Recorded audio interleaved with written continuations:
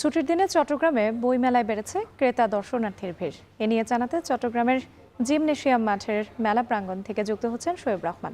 শোয়েব, মেলায় ভিড় এই মুহূর্তে কেমন দেখতে পাচ্ছেন?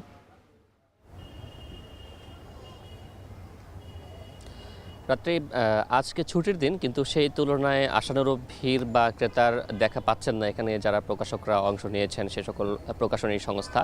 বিশেষ করে গেল শনিবারে যে পরিমাণ ভিড় ছিল, আজকে সেই ভিড়ের সংখ্যাটা কিন্তু অনেকটাই কম। বিশেষ করে সন্ধ্যার পর থেকেই কিন্তু মেলায় ক্রেতা দর্শনার্থীর আগমন ঘটে। তো সেই জায়গা থেকে আজকে সেই সংখ্যাটা খুব কম। আমরা দেখেছি গুটি কয়েক প্রকাশনা সংস্থার সামনে ক্রেতা সমাগম রয়েছে কিংবা দর্শনার্থীদের সমাগম রয়েছে, কিন্তু অনেক স্টলই কিন্তু অলস বসে রয়েছেন। এবং আমরা স্টলে যারা রয়েছেন তাদের সাথে কথা বলেছি, তারা বলছেন যে চট্টগ্রামের প্রতি বছর এই মেলা আয়োজিত হয় ফেব্রুয়ারি মাসে, এবং এবার কিছুটা ব্যতিক্রম, মার্চে সেই মেলার আয়োজন হচ্ছে।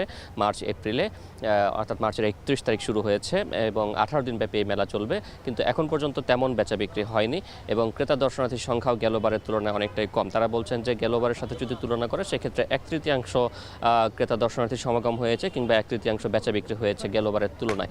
এবং এর অন্যতম কারণ হিসেবে তারা ধারণা করছেন যে যেহেতু গেল মাসেই ঈদ উল ফিতর অনুষ্ঠিত হয়েছে, সেখানে মানুষের একটি ব্যাপক টাকা পয়সা খরচ হয়েছে এবং সেই জায়গা থেকে ক্রেতা দর্শনার্থীর সংখ্যা কিছুটা কম। অন্যদিকে আমরা ক্রেতা দর্শনার্থীর সাথে কথা বলেছিলাম, তারা যেটি বলছেন যে তারা আসছেন যারা প্রকৃত বইপ্রেমী রয়েছেন কিংবা যারা নিতান্তই একেবারে লক্ষ্য নিয়ে রাখেন যে তারা বইমেলা থেকে বই কিনবেন প্রতি বছর, তারা কিন্তু আসছেন এবং তারা এসে যেটি দেখছেন যে তাদের পছন্দের যেই বই তার অনেকটাই কিন্তু তারা মেলায় এসে পাচ্ছেন না, এবং সেই কারণেও কিন্তু বিক্রিতে একটা প্রভাব পড়েছে বলে কিন্তু তারা মনে করছেন।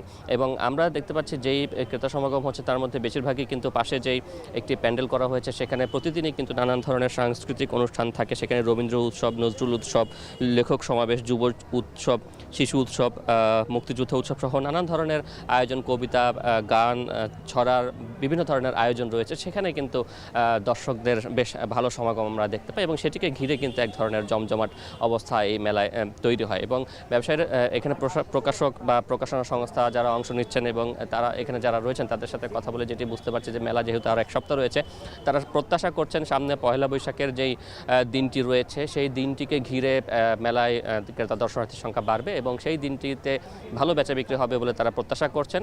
এবং একই সাথে শুক্রবার যেহেতু শেষ হবে এই মেলা, সেই দিনটিতেও ছুটির দিন এবং সেই দিনটিতে তারা প্রত্যাশা করছেন যে ভালো বেচা বিক্রি হবে। রাত্রি শোয়েব রহমান যুক্ত ছিলেন আমাদের সঙ্গে, জানাচ্ছিলেন মেলা প্রাঙ্গণের খবর।